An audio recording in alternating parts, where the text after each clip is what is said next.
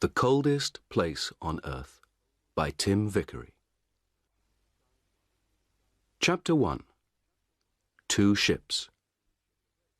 The race began in the summer of 1910. On June 1st, in London, a black ship, the Terra Nova, went down the River Thames to the sea. Thousands of people stood by the river to watch it. They were all excited and happy. On the Terra Nova, Captain Robert Falcon Scott smiled quietly. It was a very important day for him. He was a strong man, not very tall, in the blue clothes of a captain. He was 41 years old, but he had a young face, like a boy. His eyes were dark and quiet. One man on the ship, Titus Oates, smiled at Scott. "What an exciting day, Captain," he said.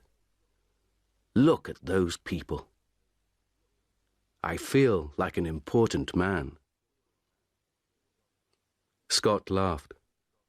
"You are important, Titus," he said.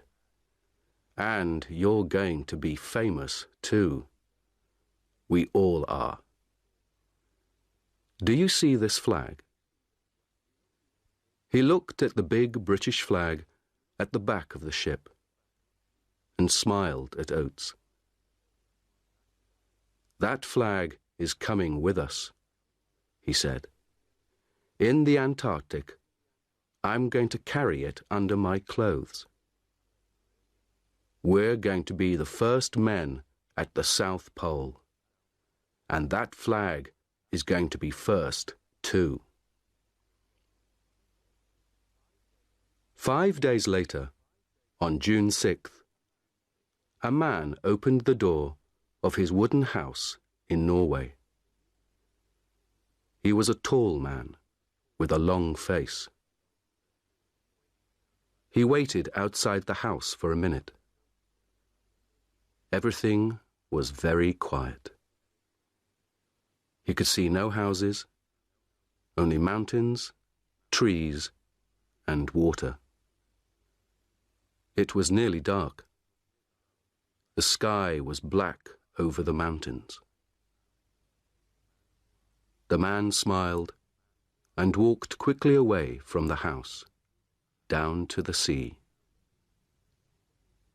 In the water, a big wooden ship waited for him. The man got onto the ship and talked and laughed quietly with his friends.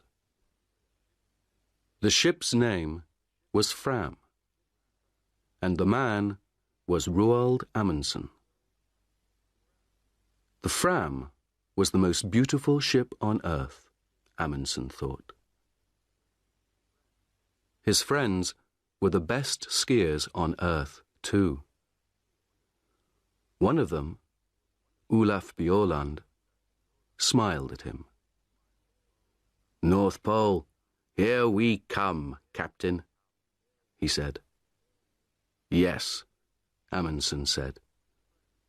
His friends could not see his face in the dark. "Fram is going to the Arctic." Everyone on the Fram was ready to go to the North Pole, to the Arctic. Amundsen wanted to go there too. But first, he wanted to go south. His friends didn't know that. At midnight, on June 6th, the Fram moved quietly away from Amundsen's house, out to sea.